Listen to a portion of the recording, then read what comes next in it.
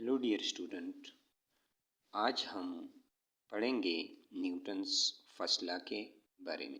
तो सबसे पहले समझना है न्यूटन फर्स्ट लॉ का स्टेटमेंट ये है कि किसी भी ऑब्जेक्ट मास m के ऊपर अगर टोटल फोर्सेस यानी सम ऑफ द नॉर्मल फोर्सेस जो किसी भी ऑब्जेक्ट के ऊपर लग रहे हैं अगर ये इक्वल मैग्नीट्यूड में होंगे तो हम कह सकते हैं कि इस ऑब्जेक्ट के ऊपर लगने वाला फोर्स जो है वो ज़ीरो के बराबर है। फॉर एग्ज़ाम्पल ये एक हमारे पास मास m है, यहाँ से नॉर्मल एक फोर्स लग रहा है, इस डायरेक्शन से भी फोर्सेस लग रहे हैं, इस डायरेक्शन से भी, इस डायरेक्शन से भी, सारे सिमतों से लगने वाले फोर्स अगर एक दूसरे के इक्वल है मैग्नीट्यूड में तो हम कहते हैं कि इस ऑब्जेक्ट के ऊपर फोर्स ज़ीरो है। तो न्यूटन फर्स्ट लॉ का स्टेटमेंट ही यही है कि अगर किसी भी ऑब्जेक्ट के ऊपर लगने वाले तमाम फोर्सेस का सम अगर ज़ीरो के बराबर हो तो ये ऑब्जेक्ट या तो रेस्ट में होगा, या ये ऑब्जेक्ट किस चीज़ में होगा, रेस्ट में होगा, या ये यूनिफॉर्म मोशन करेगा, यूनिफॉर्मली मोशन करे, या ये यूनिफॉर्म वेलोसिटी के साथ होगा। और मैथमेटिकली इस लॉ का जो इक्वेशन है वो है F A equals to zero, यानी अगर कोई जिस्म जिसके ऊपर लगने वाले अगर फोर्सेस ज़ीरो हों तो वहाँ एक्सेलरेशन प्रोड्यूस नहीं हो सकती, या तो वो ऑब्जेक्ट रेस्ट में होगा या वो यूनिफॉर्म वेलोसिटी के साथ मूव करेगा।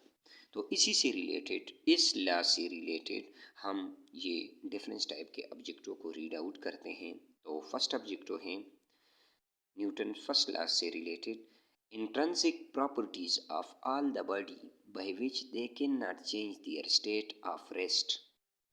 किसी भी जिस्म का ये मोरसी खसूसियत है कि वो चेंज ना करे दियर स्टेट ऑफ रेस्ट, अगर वो रेस्ट में हो, सुकून से हो, or uniform motion along a straight line by their own is called dash. अगर कोई जिस्म हो वो या तो रेस्ट में हो या यूनिफॉर्म मोशन में हो तो ये क्या कहलाता है, इसको हम इनर्शिया कहेंगे, मोमेंट ऑफ इनर्शिया कहेंगे, विस्कासिटी कहेंगे, स्पीड कहेंगे। यानी किसी जिस्म की ये खासियत कि वो रेस्ट में हो तो कोई उसकी रेस्ट वाली खासियत चेंज ना करे, उसी जिस्म की ये खासियत अगर वो यूनिफॉर्म मोशन में हो और हम इस तरह करें कि इसकी मोशन को चेंज करें, तो अगर हम इसकी मोशन जब चेंज करना चाहते हैं तो अगर ये जिस्म जो रेजिस्टेंस शो करेगा कि मेरा मोशन चेंज ना हो तो इसको इनर्शिया कहेंगे। तो इसको हम कहेंगे, यहाँ जो बेस्ट ऑप्शन है इस इक्वेशन का वो है इनर्शिया, क्योंकि हम किसी ऑब्जेक्ट जो रेस्ट में हो अगर उसको मोशन में लेके आएंगे तो वो रेजिस्ट शो करेगा, अगर मोशन में है उसको रेस्ट में लेके आना है या रेस्ट से मोशन में लेके आना है तो जिस्म की ये खासियत है कि वो रेजिस्ट शो करेगा और इस खासियत का नाम है इनर्शिया। नेक्स्ट ऑब्जेक्ट है if net force act on a body, if no net force act on a body then the velocity of a body is dash। अगर कोई जिस्म है हमारे पास और इसके ऊपर लगने वाला नेट फोर्स जो है, यानी फोर डायरेक्शन से, हर direction north east west south से इसके ऊपर लगने वाला अगर कोई जो फोर्स है अगर ये फोर्सेस ज़ीरो के इक्वल है, यानी ये सारे फोर्सेस एक दूसरे के मैग्नीट्यूड को इक्वल करके अगर रिजल्टेंट इसका ज़ीरो है then the velocity of the body is dash. तो इस जिस्म की वेलोसिटी क्या होगी, वो लीनियरली चेंज होगी, यूनिफॉर्मली चेंज होगी, कैन नॉट चेंजिंग वेरिएबल। तो हम कहते हैं अगर कोई ऑब्जेक्ट जिसके ऊपर लगने वाला फोर्स अगर ज़ीरो के इक्वल है तो इसका मतलब है कि ना हम इसको रेस्ट से मोशन में लेके जा सकते हैं और मोशन से ना रेस्ट में लेके आ सकते हैं। तो लिहाजा यहाँ करेक्ट ऑप्शन जो है वो है can not change. Next object जो है हमारे पास when a horse start suddenly the ride tends to fall dash. अब हमारे पास हम कहते हैं कि ये हमारे पास एक हॉर्स है, ये पहले रेस्ट में है, समझना है, एमसीक्यूज को समझना है। ये फर्स्ट किस में है? रेस्ट में है। अगर ये रेस्ट से किस चीज़ में चला जाए? मोशन में। कोई ऑब्जेक्ट है, कार है, अदर बॉडी है, ये पहले रेस्ट में है और अगर ये मोशन में हो जाए तो यहाँ इसके पीठ पे बैठा हुआ शख्स जो है वो किस तरफ मूव करेगा? क्योंकि ये ऑब्जेक्ट रेस्ट में था तो ये ऑब्जेक्ट भी रेस्ट में है। अब ये बॉडी जो हॉर्स के ऊपर है, अगर ये रेस्ट पे है तो हम, और ये बॉडी भी रेस्ट पे है तो ठीक है, नो फोर्स इन्वॉल्व, यहाँ कोई भी फोर्स इसके ऊपर नहीं लग रहा।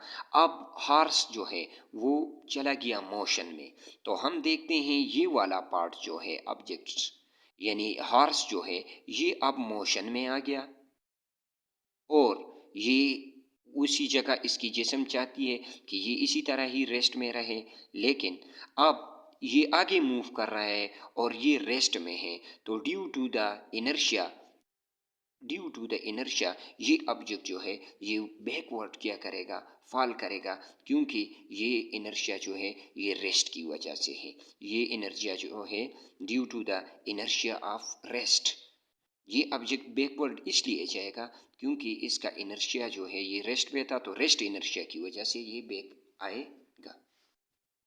फर्दर ऑब्जेक्ट जो है, a person jumping out of a moving train may fall dash. अब एक ट्रेन है हमारे पास, यहाँ बैठा हुआ शख्स है, दोनों मूव कर रहे हैं फर्स्ट कंडीशन में, इसके साथ भी है और इसके, क्योंकि दोनों सेम वेलोसिटी के साथ मूव कर रहे हैं।